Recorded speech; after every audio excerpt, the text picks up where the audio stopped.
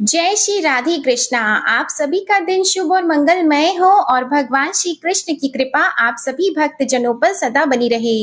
आज सुनिए आषाढ़ मास महात्म्य का अध्याय 16। देवर्षि नारद जी से ब्रह्मा जी कहते हैं, हे नारद, गौतमी तट पर जो विख्यात पुत्र तीर्थ है वह पुण्य तीर्थ कहलाता है। उसकी महिमा के श्रवण मात्र से मनुष्य संपूर्ण अभिलषित वस्तुओं को प्राप्त कर लेता है। नारद, मैं उसके स्वरूप का वर्णन करता हूँ, सावधान होकर सुनो। जब दिति एवं दनु के पुत्र दैत्य और दानवों का देवताओं द्वारा क्षय होने लगा, तब दिति पुत्र वियोग के दुख से मन में स्पर्धा लेकर अपनी बहन दनु के पास आई और इस प्रकार कहने लगी कि भद्रे, हम दोनों के ही पुत्र क्षीण होते जा रहे हैं। हम संसार में कौन ऐसा गुरुतर कार्य करें जिससे हमारा यह संकट दूर हो जाए। देखो, अदिति का वंश कितना संगठित और उत्तम है, उसका कभी क्षय नहीं होता। वह उत्तम राज्य, सुयश और विजय लक्ष्मी से सुशोभित है। अदिति की संतानों का वैभव और अभ्युदय देखकर मैं दुबली होती जा रही हूँ। संभव है जीवित न रह सकूं। अदिति के महान ऐश्वर्य पर दृष्टि डालते ही मैं अवर्णनीय दुरवस्था का अनुभव करने लगती हूँ। दावानल में प्रवेश कर जाना भी सुखद है, किंतु स्वप्न में भी सौत की समृद्धि नहीं देखी जाती।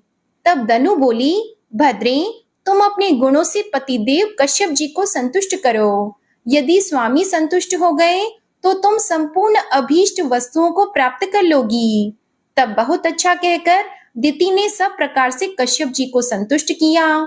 तब प्रजापति भगवान कश्यप ने दिति से कहा, सुव्रते, तुम्हें क्या दूं? तुम कोई अभीष्ट वर मांगो। यह सुनकर दिति ने स्वामी से कहा, नाथ, मुझे ऐसा पुत्र दीजिए जो अनेक गुणों से संपन्न, विश्व विजयी और जगत द्वंद्व हो, तथा जिसके जन्म लेने से मैं संसार में वीर जननी कहला सकूं। कश्यप जी ने कहा, देवी, मैं तुम्हें एक श्रेष्ठ व्रत का उपदेश करता हूँ जो 12 वर्षों तक पालन करने के बाद फल देता है। उसके बाद आकर तुम्हारे मन के अनुकूल गर्भ का आधान करूंगा, क्योंकि व्रत आदि के द्वारा निष्पाप हो जाने पर ही संपूर्ण मनोरथ सिद्ध होते हैं। पति का यह वचन सुनकर दिति को बड़ी प्रसन्नता हुई। उसने कश्यप जी को नमस्कार करके उनके बताए हुए व्रत का विधि पूर्वक पालन किया। जो लोग तीर्थों की सेवा, सुपात्रों को दान तथा व्रत का पालन आदि नहीं करते, वे अपनी अभीष्ट वस्तुओं को कैसे प्राप्त कर सकते हैं।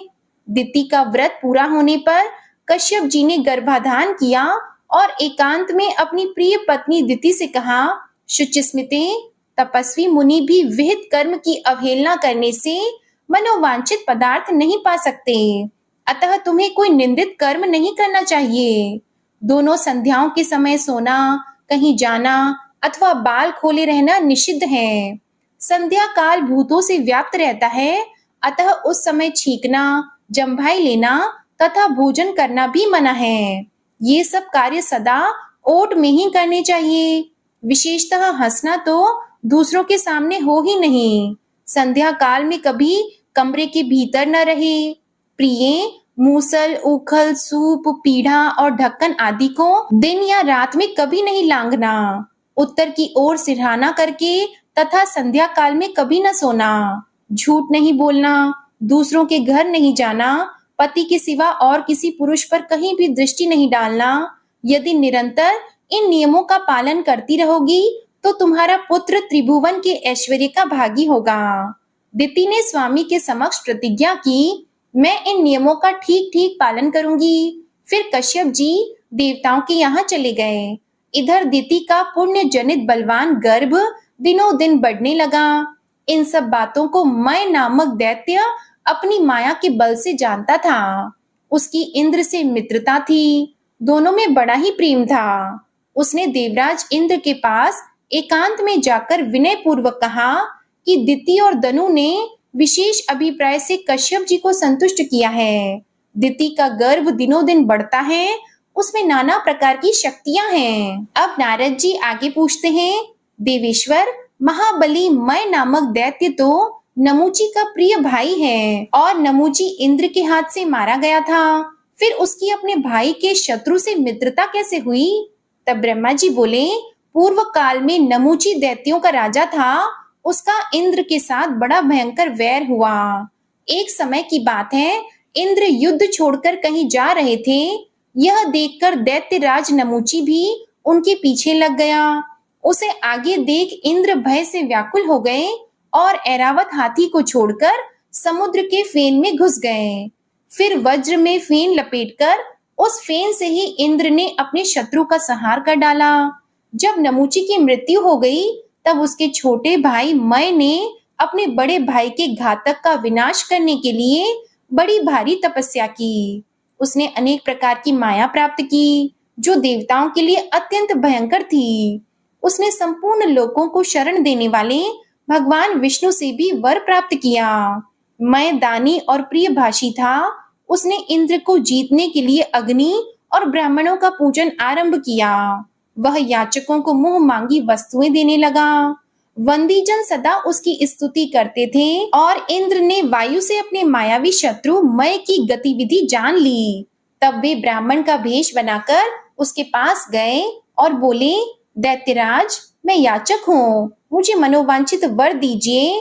मैंने सुना है आप दाताओं के सिरमौर हैं, अतः आपके पास आया हूँ। तब मैंने उन्हें ब्राह्मण जानकर कहा कि दिया हुआ ही समझो। सामने याचक को पाकर दाता यह विचार नहीं करते कि थोड़ा दूं या अधिक। उसके ऐसा कहने पर देवराज इंद्र बोले, मैं तुम्हारे साथ मित्रता चाहता हूँ। तब यह सुनकर मय दैत्य ने कहा, विप्रवर, ऐसे वर से क्या लाभ, आपके साथ मेरा वैर तो है नहीं। तब देवराज इंद्र ने अपने वास्तविक रूप को प्रकट किया। इंद्र को पहचानकर मय के मन में बड़ा विस्मय हुआ। कहा, सखे, यह क्या बात है? तुम तो वज्रधारी हो, तुम्हारे योग्य यह कार्य नहीं है। इंद्र ने हंसकर मय को हृदय से लगाया और कहा, विद्वान पुरुष कभी भी उपाय से अपने अभीष्ट कार्य की सिद्धि करते हैं। तब से मय के साथ देवराज इंद्र की गहरी मैत्री हो गई। मय सदा के लिए इंद्र का हितैषी हो गया और उसने इंद्र भवन में जाकर सब बातें बताई, साथ ही इंद्र को माया भी प्रदान की। देवराज इंद्र ने प्रसन्न होकर पूछा, मैं बताओ अब मुझे क्या करना चाहिए? मैं कहने लगा, अगस्त्य के आश्रम पर जाओ, वहीं गर्भवती दिति रहती है, उसकी सेवा करते हुए आश्रम में कुछ दिन निवास करो। फिर अवसर देखकर वज्र हाथ में लिए दिति के गर्भ में प्रवेश कर जाओ और वज्र से उस बढ़ते हुए गर्भ के टुकड़े टुकड़े कर डालो। इससे तुम्हारे उस शत्रु का अस्तित्व ही मिट जाएगा। देवराज इंद्र ने बहुत अच्छा कहकर मय की प्रशंसा की और विनीत की भांति माता दिति के पास गए। वहां जाकर दैत्य माता की सेवा में लग गए। उनके मन में क्या है, इस बात को दिति नहीं जानती थी। उनके गर्भ में जो मुनि का अमोघ तेज था, वह किसी के लिए भी दुर्धर्ष था। इंद्र गर्भ के भीतर प्रवेश करने की इच्छा से अवसर की प्रतीक्षा करते हुए बहुत समय तक वहां रहे। एक दिन दिति संध्या काल में उत्तर की ओर सिरहाना करके सो रही थी। इंद्र ने मन में कहा, यही अच्छा अवसर है, और ऐसा कहकर वे वज्र हाथ में लेकर दिति के उदर में प्रवेश कर गए। गर्भ में जो बालक था, वह आयुध लिए मारने की इच्छा से आए हुए देवराज इंद्र को देखकर भी भयभीत नहीं हुआ और बोला, वज्रधारी इंद्र, मैं तुम्हारा भाई हूँ, तुम मेरी रक्षा क्यों नहीं करते? क्या मुझे मारना चाहते हो? युद्ध के बिना अन्य अवसर पर किसी को मारने से बढ़कर दूसरा कोई पातक नहीं है। मैं गर्भ से निकलूं तब मुझसे युद्ध कर लेना। यहाँ आकर इस प्रकार मारना तुम्हारे लिए उचित नहीं होगा। बड़े लोग विपत्ति में पड़ने पर भी कुमार्ग पर पैर नहीं रखते। मैंने न तो अभी विद्या पढ़ी है, न शस्त्र चलाना सीखा है और न आयुधों का ही संग्रह किया है। तुम विद्वान हो, तुम्हारे हाथ में वज्र शोभा पा रहा है। क्या मुझे मारते समय तुम्हें लज्जा नहीं आती? कुलीन पुरुष कभी भी कुत्सित कर्म नहीं करते। मुझे मारने से तुम्हें क्या मिलेगा, यश अथवा पुण्य? गर्भ में आए हुए प्राणी इच्छा अनुसार मारे जा सकते हैं, किंतु इसमें कौन सा पुरुषार्थ है? भाई, यदि तुम्हें युद्ध से प्रेम है और मुझसे ही भिड़ना चाहते हो, तो निसंदेह चले आओ। ऐसा कहकर वह बालक भी इंद्र की ओर मुक्का तानकर खड़ा हो गया और बोला, इंद्र, मुझे मारने से तुम बालघाती, ब्रह्मघाती तथा विश्वासघाती कहलाओगे। यही तुम्हें फल मिलेगा। फिर किस लिए मुझे मारने को उद्यत हुए हो? संपूर्ण चराचर जगत जिसकी आज्ञा के अधीन चल रहा हो, वह मुझ जैसे बालक की हत्या करे, इसमें कौन सा यश और क्या पुरुषार्थ है? गर्भ का बालक यूं ही कहता रहा, किंतु देवराज ने अपने वज्र से उस बालक के टुकड़े टुकड़े कर दिए। सच है, क्रोधांत और लोभी मनुष्यों को कभी किसी पर भी दया नहीं आती। इतने पर भी गर्भस्थ बालक की मृत्यु नहीं हुई। सभी टुकड़े जीवित बालकों के रूप में परिणत हो गए और दुख से रोते हुए बोले, क्यों मारते हो? हम तुम्हारे भाई हैं। किंतु इंद्र ने एक न सुनी, उन खंडों के भी टुकड़े टुकड़े कर डाले। वे भी जीवित होकर बोले, इंद्र, हमें न मारो, हम तुम पर विश्वास करते हैं और माता के गर्भ में पड़े हैं, तुम्हारे ही भाई हैं। परंतु कौन सुनता था? जिनकी बुद्धि द्वेष से नष्ट हो गई है, जिनके चित्त में करुणा का एक कण भी नहीं रह जाता, गर्भ के सभी टुकड़े हाथ पैर तथा नूतन जीव से युक्त हो गए, उनमें किसी प्रकार का विकार नहीं रह गया। उनकी संख्या 1 से बढ़कर 49 हो गई। यह देखकर इंद्र को बड़ा विस्मय हुआ। वे सब के सब रो रहे थे और इंद्र ने उन्हें सांत्वना देते हुए कहा, मत रो। इनके ऐसा कहने से उनका नाम मरुत हो गया। वे गर्भ में ही अत्यंत बलवान और महापराक्रमी हो गए थे। उन्होंने गर्भ के भीतर से ही मुनिवर अगस्त्य को, जिनके आश्रम में माता टिकी हुई थी, पुकार कर कहा, मुनि, हमारे पिता आपके भाई हैं। वे आपकी मैत्री का बहुत आदर करते हैं। हम यह भी जानते हैं कि आपके मन में हम लोगों के प्रति बड़ा स्नेह है। तथापि आपके रहते हुए यह वज्रधारी इंद्र ऐसे कार्य में प्रवृत्त हुआ है जिसे कोई चांडाल भी नहीं करता। गर्भ के बालकों की वह पुकार सुनकर अगस्त्य मुनि दौड़े हुए आए। उन्होंने दिति को जगाया और वे गर्भ की वेदना से पीड़ित थी। उस समय अगस्त्य ने अत्यंत कुपित होकर शचीपति इंद्र को शाप दिया कि हे इंद्र, संग्राम में शत्रु तुम्हारी पीठ देखेंगे। दिति ने भी गर्भ में समाये हुए देवराज इंद्र को क्रोध पूर्वक शाप दे दिया। प्रिय भक्तजनों, इसके बाद जो कुछ भी हुआ, इसका वृतांत आप अगले अध्याय में सुनिएगा। प्रिय भक्तजनों, आइए अब सुनते हैं भगवान जगन्नाथ जी की बड़ी ही पावन कथा। इस कथा के माध्यम से हम जानेंगे कि लक्ष्मी देवी ने भगवान जगन्नाथ जी को श्राप क्यों दिया था। प्रिय भक्तजनों, उड़ीसा में एक प्रथा है, हर साल मार्गशीर्ष मास के प्रत्येक गुरुवार के दिन यहाँ की महिलाएं लक्ष्मी देवी की एक विशेष पूजा अर्चना करती है और स्वयं लक्ष्मी देवी भी इस दिन जगन्नाथ जी की आज्ञा से मंदिर छोड़कर अपने भक्तों के घर पर उन्हें आशीर्वाद देने के लिए जाती है। एक दिन इसी समय के दौरान लक्ष्मी देवी ने एक वृद्ध ब्राह्मणी का स्वरूप लिया और अलग अलग घरों में जाने लगी। जाते हुए उन्होंने देखा कि प्रातः काल का समय कब का बीत चुका है, लेकिन फिर भी एक बड़े व्यापारी के घर में उसकी पत्नी अभी भी सो रही थी। इसलिए घर में कोई सफाई भी नहीं हुई थी और ना ही कोई पूजा। यह देखकर लक्ष्मी देवी उस घर की एक वृद्ध स्त्री के पास गई और उन्हें कहा कि अरे बहन, यह क्या, आज तो माता लक्ष्मी की पूजा का विशेष दिन है और आपके घर में अभी तक स्त्रियां सो रही हैं। यह अच्छी बात नहीं है।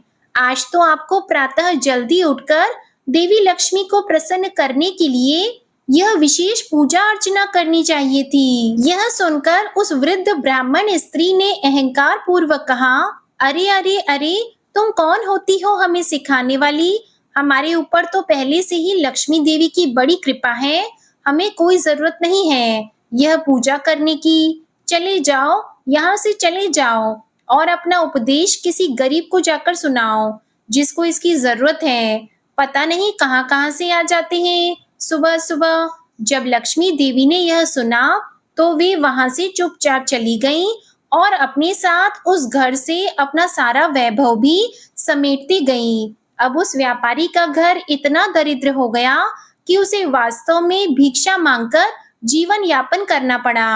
उसके बाद लक्ष्मी देवी उस गांव में पहुंची जहां चांडाल जाति के लोग रहते थे। वहां जाकर उन्होंने श्रेया चांडालोनी के घर में प्रवेश किया और देखा कि श्रेया चांडालोनी प्रातः काल जल्दी उठ गई थी। उसने संपूर्ण घर की सफाई की थी और लक्ष्मी देवी की पूजा की तैयारी कर रही थी।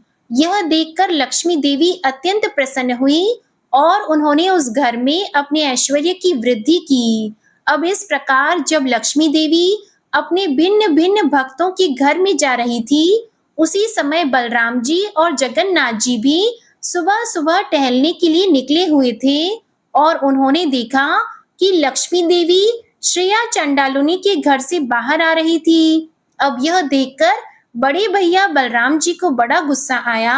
उन्होंने जगन्नाथ जी से कहा, देखो तो जरा कान्हा, तुम्हारी पत्नी एक चांडाल के घर में जाकर आ रही है क्या?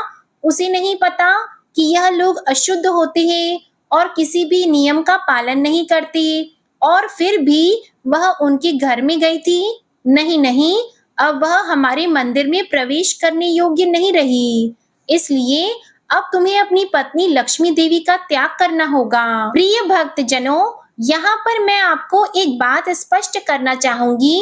यहाँ चांडाल जाति का अर्थ जन्म से नहीं अपितु कर्म से है। अर्थात चांडाल कोई जन्म से निचली जाति नहीं है, अपितु यह ऐसे लोग हैं जो वैदिक धर्म और निर्देशों का पालन नहीं करते, जो अवैध कार्यों में लिप्त रहते हैं। फिर चाहे वे उच्च जाति के ब्राह्मण कुल में जन्मे हो या फिर निम्न जाति में। प्रिय भक्त जनों, इसलिए यह मत सोचिएगा कि बलराम जी निम्न जाति की उपेक्षा कर रहे हैं। तो आइए अब आगे बढ़ते हैं। जब जगन्नाथ जी ने अपने भाई की इस बात को सुना तो उन्हें बड़ा आश्चर्य हुआ। उन्होंने अपने भैया बलराम जी को समझाने का प्रयास करते हुए कहा, लेकिन भैया, लक्ष्मी देवी ने इसके लिए पहले से ही मुझसे अनुमति ले ली थी कि आज के दिन वो अपने भक्तों के घर जाएगी और फिर उनकी पूजा तो कोई भी कर सकता है ना, फिर वह एक ब्राह्मण और एक चांडाल में भेदभाव कैसे कर सकती है? ऐसा मत कहिए भैया। लेकिन नहीं, बड़े भैया तो बड़े भैया हैं, वो अपनी बात पर अड़े रहे। उन्होंने कहा, मुझे कुछ नहीं सुनना, मैंने जो आदेश दे दिया उसका पालन करो, अपनी पत्नी को त्याग दो, अन्यथा। हे प्रिय भक्तों, जगन्नाथ जी ने बीच में ही बात काटते हुए उस बात को मजाक में लेने का प्रयास करते हुए कहा, अन्यथा क्या भैया? चलिए छोड़िए इन सब बातों को, मुझे तो बहुत भूख लगी है। चलिए चलिए जल्दी से पेट पूजा करने चलते हैं। वैसे ही आपने सुबह सुबह मुझे इतना चलाकर थका दिया है, चलिए वापस मंदिर चलते हैं, हमारा भोग भी तैयार होगा। लेकिन नहीं, यह तो बड़े भैया हैं, उनको आप बातों में नहीं घुमा सकते। तो बस बलराम जी अपनी बात पर अड़े हुए थे। उन्होंने साफ साफ शब्दों में जगन्नाथ जी को अपना निर्णय सुना दिया। देखो कान्हा, तुम मुझे इस प्रकार मूर्ख बनाने का और अपनी बातों में उलझाने का प्रयास मत करो। तुम्हारी सब चतुराई में समझता हूँ, तो इसलिए मेरा यह अंतिम निर्णय है कि या तो तुम अपनी पत्नी लक्ष्मी देवी को इस मंदिर से निकाल दो या फिर मैं ही यहाँ से चला जाता हूँ। यह कहकर बलराम जी उठ गए और हमारे प्यारे जगन्नाथ जी फंस गए। एक तरफ बड़े भैया और एक तरफ आज्ञाकारी पत्नी। अब क्या करें? आखिर में थक हार कर उन्होंने लक्ष्मी देवी को बुलाया और उनसे कहा, हे देवी, क्योंकि आप आज के दिन एक चांडाल के घर में गई थी, इसलिए बड़े भैया बलराम जी की आज्ञा है कि अब से आप इस श्री मंदिर में प्रवेश नहीं कर सकती। यह सुनकर लक्ष्मी देवी को बड़ा आश्चर्य हुआ। उन्होंने कहा, लेकिन स्वामी, आप तो जानते ही हैं कि मैं आपकी अनुमति लेकर ही प्रत्येक वर्ष इस समय के दौरान अपने भक्तों के घर उन्हें आशीर्वाद देने जाती हूँ, तो इसमें मैंने क्या अपराध कर दिया जो आप मुझे ऐसा दंड दे रहे हैं? और फिर अगर कोई भूल हुई भी है तो हमारे विवाह के समय पर आपने ही तो मेरे पिताजी को वचन दिया था ना कि आप मेरे 10 अपराध क्षमा करेंगे, तो फिर अचानक मुझे यह मंदिर से बाहर निकाल देने के लिए आप कैसे सोच सकते हैं स्वामी? अब जगन्नाथ जी के पास लक्ष्मी देवी के इन प्रश्नों का कोई उत्तर नहीं था। फिर वे मौन रहे और उनके मौन का अर्थ था कि अपने बड़े भाई के आदेश के सामने वे भी लाचार थे। उन्हें इस प्रकार चुपचाप देखकर लक्ष्मी देवी को बड़ा क्रोध आया और फिर उन्होंने जगन्नाथ जी को श्राप दे दिया। यह श्राप अत्यंत भयंकर था। उन्होंने जगन्नाथ जी से कहा कि अगले 12 वर्षों तक आपको पेट भरकर भोजन प्राप्त नहीं होगा, आपकी उद्रा अग्नि कभी शांत नहीं होगी और अंत में आपको मेरे हाथों से बने हुए भोजन को स्वीकार करने के बाद ही संतुष्टि मिलेगी। बस इतना कहकर लक्ष्मी देवी अपने सेवकों के साथ श्री मंदिर को छोड़कर चली गईं। फिर क्या था? फिर वही हुआ जिसका जगन्नाथ जी को डर था।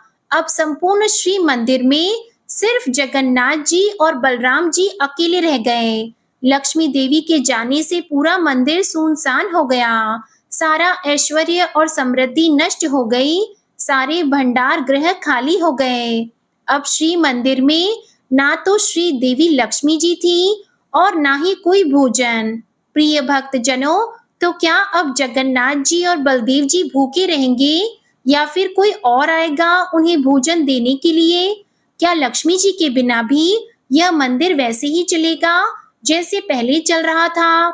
इन सभी प्रश्नों के उत्तर हमें मिलेंगे इस कथा की अगली कड़ी में। तब तक के लिए अगर आपको ये कथा का पहला हिस्सा अच्छा लगा हो तो इसे लाइक कीजिएगा और अपने फैमिली और फ्रेंड्स में शेयर कीजिएगा। इस कथा की अगली कड़ी देखने के लिए अगर आपने अभी तक इस चैनल को सब्सक्राइब नहीं किया है तो कृपया इस चैनल को सब्सक्राइब जरूर कर लीजिएगा। प्रेम से बोलिए भगवान जगन्नाथ और माता लक्ष्मी जी की जय। प्रिय भक्त जनों, अब सच्चे मन से भगवान श्री हरि विष्णु जी का ध्यान करके इस परम कल्याणकारी स्तोत्र का पाठ करते हैं। जय श्री हरि विष्णु। शुक जी ने कहा कि बुद्धि के अनुसार पिछले अध्याय में वर्णन किए गए रीति से अपने मन को नियंत्रित कर और हृदय को स्थिर करके गजेंद्र अपने पिछले जन्म में याद किए गए सर्वोच्च कार्य और बार बार जाप किए जाने वाले स्तोत्र का जाप करने लगा।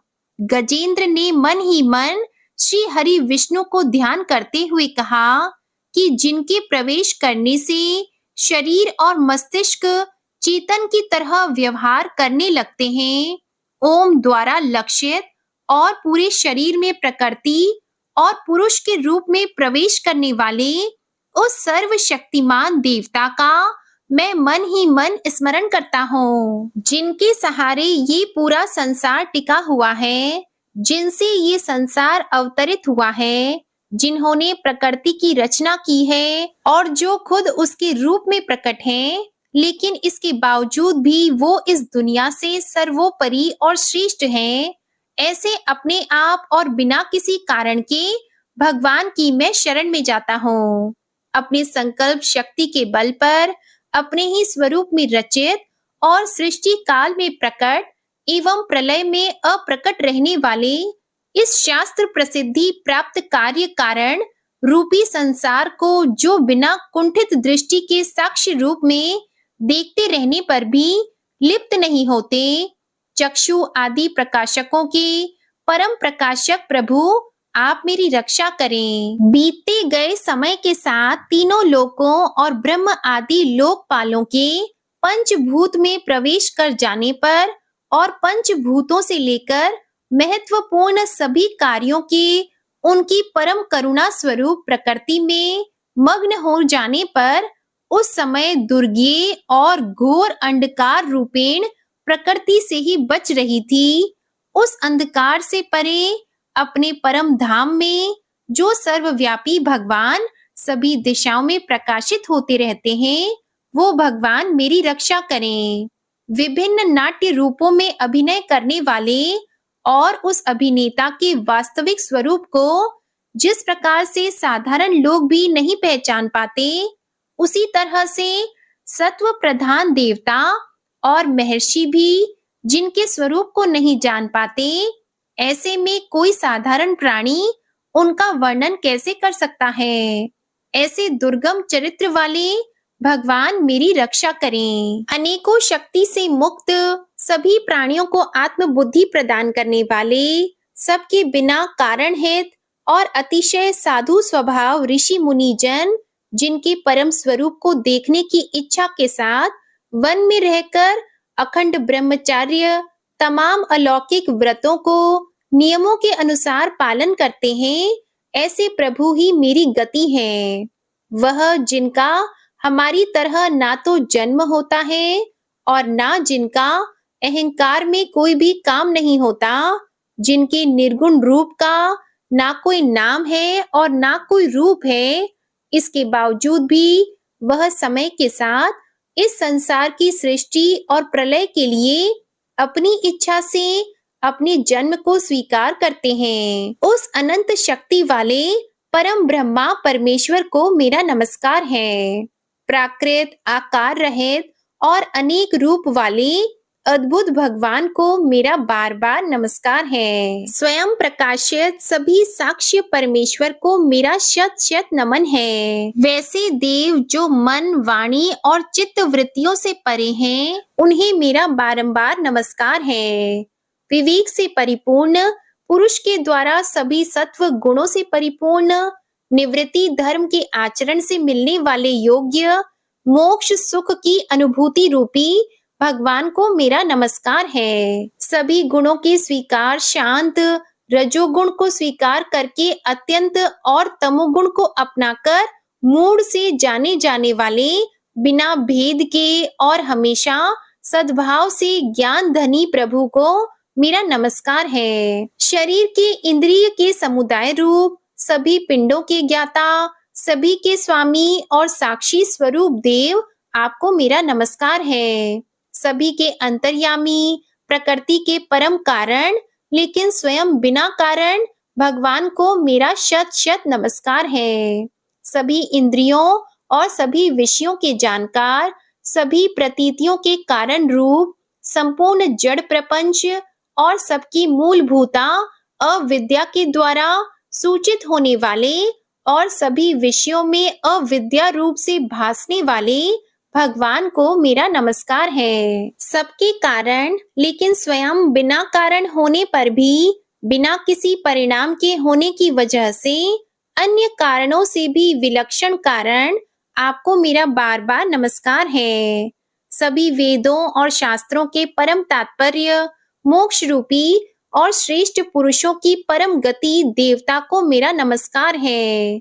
वह जो त्रिगुण रूपों में छिपी हुई ज्ञान रूपी अग्नि है, वैसे गुणों में हलचल होने पर जिनके मन मस्तिष्क में संसार को रचने की वृत्ति उत्पन्न हो उठती हो और जो आत्मा तत्व की भावना के द्वारा विधि निषेध रूप शास्त्र से भी ऊपर उठे हो, जो महाज्ञानी महात्माओं में स्वयं प्रकाशित हो रहे हो, ऐसे भगवान को मेरा नमस्कार है। मेरे जैसे शरणागत पशु के समान जीवों की अविद्या रूप फांसी को पूर्ण रूप से काट देने वाले परम दयालु और दया दिखने में कभी भी आलस नहीं करने वाले भगवान को मेरा नमस्कार है। अपने अंश से सभी जीवों के मन में अंतर्यामी रूप से प्रकट होने वाले सर्वनियंता अनंत परमात्मा आपको मेरा नमस्कार है। जो शरीर पुत्र मित्र घर और संपत्ति सहित कुटुंबियों में अशक्त लोगों के द्वारा कठिनाई से मिलते हों और मुक्त पुरुषों के द्वारा अपने हृदय में निरंतर चिंतित ज्ञान स्वरूप सर्वसमर्थ परमेश्वर को मेरा नमस्कार है। वह जिन्हें धर्म अभिलषित भोग धन और मोक्ष की कामना से मनन करके लोग अपनी मनचाही इच्छा पूर्ण कर लेते हैं, अपितु जिन्हें विभिन्न प्रकार के अयाचित भोग और अविनाशी पार्षद शरीर भी देते हैं, वैसे अत्यंत दयालु प्रभु मुझे इस प्रकार के विपदा से हमेशा के लिए बाहर निकालें। वह जिनके एक से अधिक भक्त हैं, जो मुख्य रूप से एकमात्र उसी भगवान की शरण में हैं, जो धर्म अर्थ आदि किसी भी पदार्थ की अभिलाषा नहीं रखते हैं, जो केवल उन्हीं के परम मंगलमय एवं अत्यंत विलक्षण चरित्र का गुणगान करते हुए उनके आनंदमय समुद्र में गोती लगाते रहते हैं, उन अविनाशी, सर्वव्यापी, सर्वमान्य ब्रह्म आदि के भी नियामक, अभक्तों के लिए भी हमेशा प्रकट होने वाले, भक्ति योग द्वारा प्राप्त, अत्यंत निकट होने पर भी माया के कारण अत्यंत दूर महसूस होने वाले, इंद्रियों के द्वारा अगम्य और अत्यंत दुर्विज्ञेय, अंतर्रहित लेकिन सभी के आदि कारक और सभी तरफ से परिपूर्ण उस भगवान की मैं स्तुति करता हूँ। वो जो ब्रह्मा सहित सभी देवता, चारों वेद, समस्त चर और अचर जीव के नाम और आकृति भेद से जिनके अत्यंत क्षुद्र अंशों से रचित हैं, जिस तरह से जलती हुई अग्नि की लपटें और सूरज की किरणें हर बार निकलती हैं और फिर से अपने कारण में लीन हो जाती है, उसी प्रकार बुद्धि, मस्तिष्क, इंद्रियां और नाना योनियों के शरीर, जिन सभी गुणों से प्राप्त शरीर जो स्वयं प्रकाश परमात्मा से अवतरित होकर फिर से उन्हीं में लीन हो जाता है। वह भगवान जो ना तो देवता है, ना असुर, ना मनुष्य और ना ही मनुष्य से नीचे किसी अन्य योनि के प्राणी, ना ही वो स्त्री है, ना पुरुष और ना ही नपुंसक और ना ही वो कोई ऐसे जीव हैं जिनका इन तीनों ही श्रेणी में समावेश है। वो ना तो गुण है, ना कर्म है, वो ना ही कार्य है और ना ही कारण। इन सभी योनियों का निषेध होने पर जो बचता है वही उनका असली रूप है। ऐसे प्रभु मेरा उत्थान करने के लिए प्रकट हो। अब मैं इस मगरमच्छ के चंगुल से आजाद होने के बाद जीवित नहीं रहना चाहता। इसकी वजह यह है कि मैं सभी तरफ से अज्ञानता से ढके इस हाथी के शरीर का क्या करूं? मैं आत्मा के प्रकाश से ढक देने वाले अज्ञानता से युक्त इस हाथी के शरीर से मुक्त होना चाहता हूँ, जिसका काल क्रम से अपने नाश नहीं होता, बल्कि ईश्वर की दया और ज्ञान से उदय हो पाता है। इस प्रकार से मोक्ष के लिए लालायित संसार के रचयिता स्वयं संसार के रूप में प्रकट, लेकिन संसार से परे, संसार में एक खिलौने की तरह खेलने वाले, संसार में आत्म रूप से व्याप्त, अजन्मा, सर्वव्यापी एवं प्राप्य वस्तुओं में सर्वश्रेष्ठ श्री हरि का केवल स्मरण करता हूँ और उनकी शरण में जाता हूँ। वह जिन्होंने भगवत शक्ति रूपी योग के द्वारा कर्मों को जला डाला है, जिन्हें समस्त योगी ऋषि अपने योग के द्वारा अपनी शुद्ध हृदय में प्रकट देखते हैं, उन योगेश्वर भगवान को मेरा नमस्कार है। वह जिनके तिगुणे शक्तियों का राग, रूप, वेग और असहाय है, जो सभी इंद्रियों के विषय रूप में मौजूद हैं, वह जिनकी इंद्रियां समस्त विषयों में ही बसी रहती हैं, ऐसे लोग जिनको मार्ग मिलना भी असंभव नहीं है, वैसे शरणागत एवं अपार शक्तिशाली वाले भगवान आपको मेरा नमस्कार है। वह जिनकी अविद्या नाम के शक्ति के कार्य रूप से ढके हुए हैं, वह जिनकी रूप को जीव समझ नहीं पाते, ऐसे अपार महिमा वाले भगवान की मैं शरण लेता हूँ। श्री शुकदेव जी कहते हैं कि वह जिसने पूर्व प्रकार से भगवान के भेद रहित सभी निराकार रूप का वर्णन किया था, उस गजराज के करीब जब ब्रह्मा जी साथ में अन्य कोई देवता नहीं आए, जो अपने विभिन्न प्रकार के विशेष विग्रह को ही अपना रूप मानते हैं, ऐसे में साक्षात विष्णु जी, जो सभी के आत्मा होने के कारण सभी देवताओं के रूप हैं, तब वहां प्रकट हुए।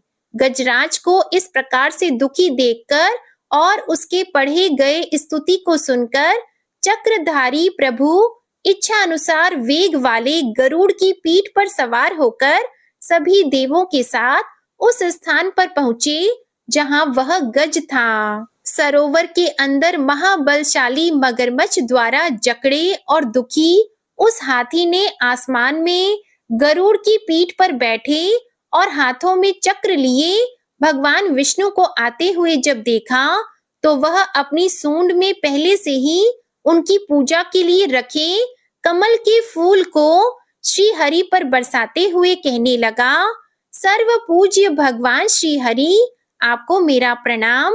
सर्व पूज्य भगवान श्री हरि, आपको मेरा नमस्कार। लाचार हाथी को देखकर श्री हरि विष्णु गरुड़ से नीचे उतरकर सरोवर में उतर आए और बेहद दुखी होकर ग्राह सहित उस गज को तुरंत ही सरोवर से बाहर निकाल आए और देखते ही देखते अपने चक्र से मगरमच्छ के गर्दन को काट दिए और हाथी को उस पीड़ा से बाहर निकाल लिया। प्रिय भक्तजनों, इस प्रकार गजेंद्र मोक्ष स्तोत्र संपूर्ण हुआ। प्रेम से बोलिए भगवान श्री हरि विष्णु जी की जय। जय माता लक्ष्मी जी, जय हो नारायण भगवान की। बंशी शोभित कर मधुर, नील जलद तन श्याम, अरुण अधर जनुबिंब फल, नयन कमल अभिराम। पूर्ण इंद्र अरविंद मुख, पीतांबर शुभ साज, जय मनमोहन मदन छवि, कृष्ण चंद्र महाराज। जय यदुनंदन जय जगवंदन, जय वसुदेव देवकी नंदन, जय यशोदा सुत नंद दुलारे, जय प्रभु भक्तन की द्रुग तारे। जय नट नागर नाग नथैया, कृष्ण कन्हैया धीनु चरैया। पुनि नख पर प्रभु गिरिवर धारो, आओ दीनन कष्ट निवारो। वंशी मधुर अधर धरि टेरो, होवे पूर्ण विनय यह मेरो। आओ हरि पुनि माखन चाखो, आज लाज भारत की राखो। गोल कपोल चिबुक अरुणारी, मृदु मुस्कान मोहिनी डारी। राजित राजीव नयन विशाला, मोर मुकुट वैजंती माला। कुंडल श्रवण पीत पट आछी, कटी किंकिणी काचनि काछी। नील जलज सुंदर तनु सोहे, छबिल किशोर नर मुनि मन मोहे। मस्तक तिलक अलक घुंघराली, आओ कृष्ण बांसुरी वाली। करि पय पान पुत नहीं तारियो, अका बका का गासुर मारियो। मधुवन जलत अगिन तब ज्वाला, भय शीतल लखतहि नंद लाला। सुरपति जब ब्रज चढ़ साई, मूसर धार वारी वर्षाई। लगत लगत व्रज चहन बहायो, गोवर्धन नख धारी बचायो। लखी यशोदा मन भ्रम अधिकाई, मुख मंद 14 भुवन दिखाई। दुष्ट कंस अति उधम मचायो, कोटि कमल जब फूल मंगायो। नाथी कली यहीं तब तुम लीन है, चरण चिन्ह दे निर्भय कीन है। करि गोपिन संग रास विलासा, सबकी पूर्ण करि अभिलाषा। केतिक महा असुर संहार्यो, कंस ही केस पकड़ी दे मारियो। मात पिता की बंदी छुड़ाई, उग्रसेन कह राज दिलाई। महिषी मृतक छहो सुत लायो, मातु देव की शोक मिटायो। भौमासुर मुर दैत्य सहारी, लाए 68 सहस कुमारी। देवी मही तृण चीर सहारा, जरा सिंधु राक्षस कहि मारा। असुर बकासुर आदिक मारियो, भक्तन के तब कष्ट निवार्यो। दीन सुदामा की दुख टारियो, तंदुल 3 मूठ मुख डारियो। श्री कृष्ण चालीसा समाप्त होती है। प्रेम से बोलिए भगवान श्री कृष्ण की जय, गौ माता की जय। इसके आगे का वृतांत आप अगले अध्याय में सुनेंगे। आपको आज की कथा पसंद आए तो वीडियो को लाइक करिएगा, शेयर करिएगा, कमेंट में भगवान श्री राधे कृष्ण की जय लिखिएगा और चैनल को भी सब्सक्राइब करिएगा। इसी के साथ आज आप हमारे चैनल पर गुप्त नवरात्रि के पहले दिन की कथा और गुरुवार की व्रत कथा भी जरूर सुनिएगा। प्रेम से बोलिए राधे कृष्ण भगवान की जय।